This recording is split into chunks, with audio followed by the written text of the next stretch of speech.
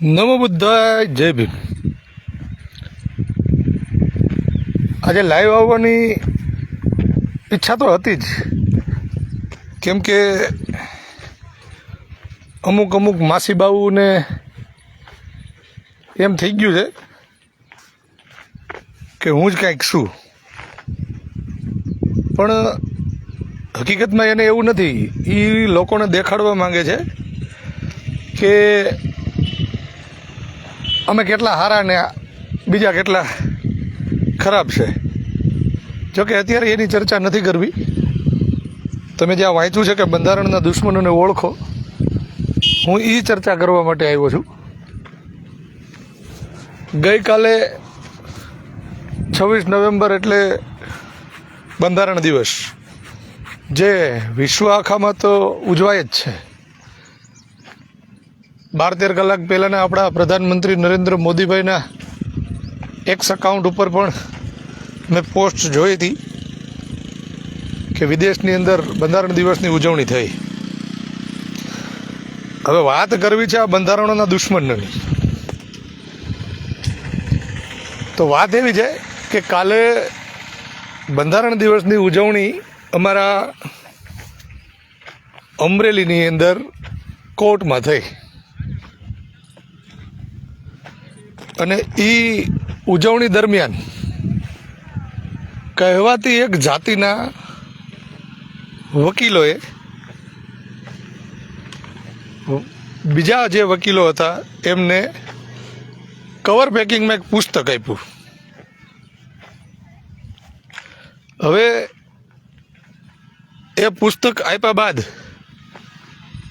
કાર્યક્રમ પૂરો થયો, અને પછી એ પુસ્તકો જ્યારે ખોલવામાં આવ્યા, એ પેકિંગ ખોલવામાં આવ્યું, તો એની અંદરથી મનુસ્મૃતિ નીકળી.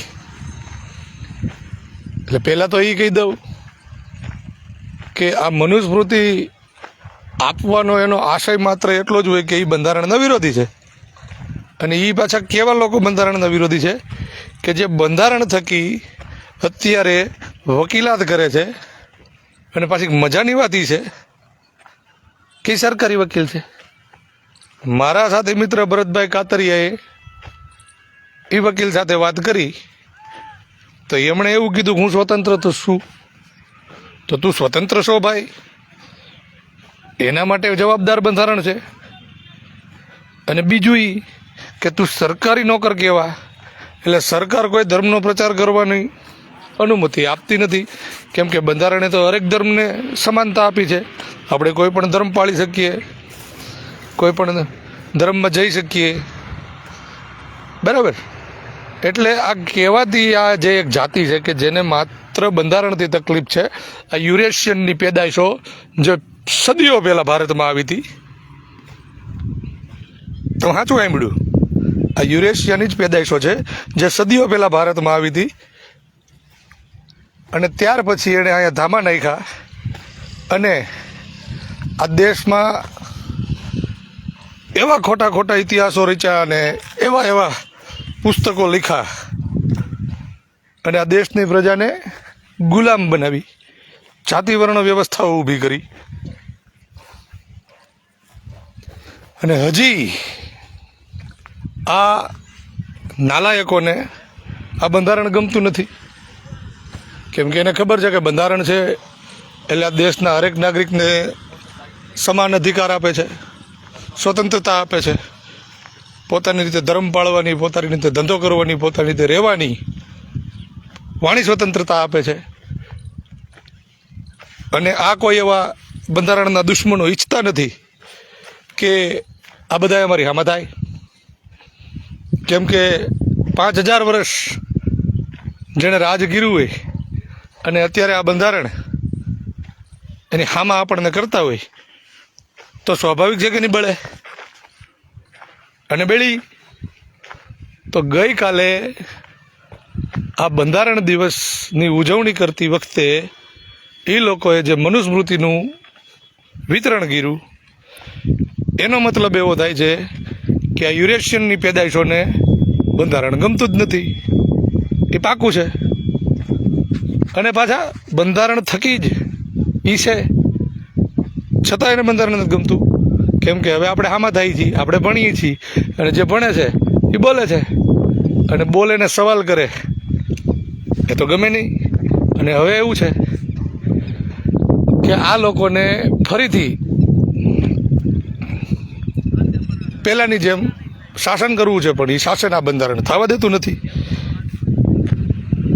એક ઓલો હમણાં બોલ્યો તો ખબર, દિલ્હીની અંદર યુરેશિયનની પેદાઈશ મિસ ઓલો વકીલ કે ડૉક્ટર આંબેડકરે બંધારણ લખ્યું નથી ને એણે અંગ્રેજોની દલાલી કરી હતી.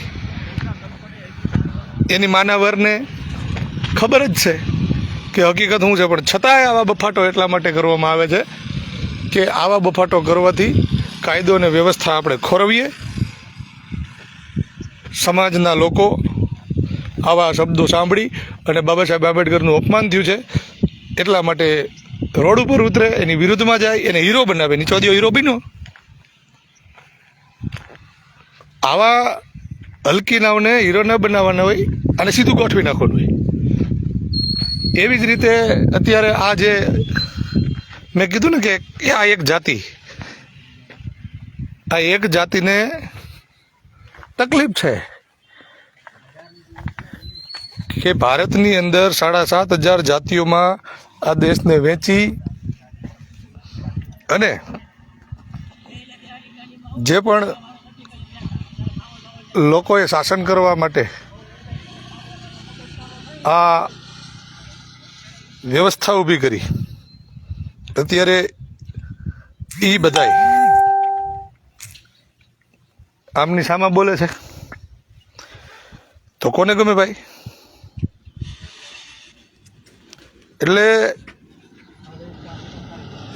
આ મનુસ્મૃતિના વિતરણ કરનારાઓની વિરુદ્ધમાં કોર્ટની અંદર આપણે લેખિતમાં આની રજૂઆત કરશું કે એ જ દિવસે મનુસ્મૃતિનું વિતરણ કરી અને આ લોકો સાબિત કરે છે કે અમને બંધારણ ગમતું નથી, અમે બંધારણના વિરોધી છીએ અને બંધારણનું અપમાન કર્યું છે અમણે. તો બંધારણનું અપમાન કરવા બદલ આ દેશદ્રોહીઓને કાયદેસર એની ઉપર રાષ્ટ્રદ્રોહનો ગુનો દાખલ કરી અને આવા યુરેશિયનની ઓલાદોને પાઠ ભણાવવો જોઈએ. એટલે 1-2 દિવસની અંદર નક્કી કરી અને કોર્ટમાં આ બાબતે આપણે જવાના. આગળ જે કાંઈ થશે એ સમાજની સમક્ષ મૂકતો રહીશ. અને શરૂઆતમાં જે મેં કીધું એમ એ માસીબાઉને કહેવાનું છે કે તમારા માટે હું પાછો લાઈવ આવીશ. ખાલી તમને એટલું કહેવા કે તમે જે ચાલુ કર્યું છે ને, એક અમારે ઓલી કલાકાર માસીબા, પછી એક મોરબી જિલ્લાનું, પછી 2 અમારા અહીંના એવા 7-8 છે, એ બધાને ખાલી એટલું કહેવા માટે જ આવવાનો છું કે ચડ્ડીમાં રહેજો. રહી વાત આ યુરેશિયનની પેદાશોની, તો એના માટે આપણે તૈયાર જ છીએ લડવા અને લડશું. સારું, તો મળીએ. જય ભીમ.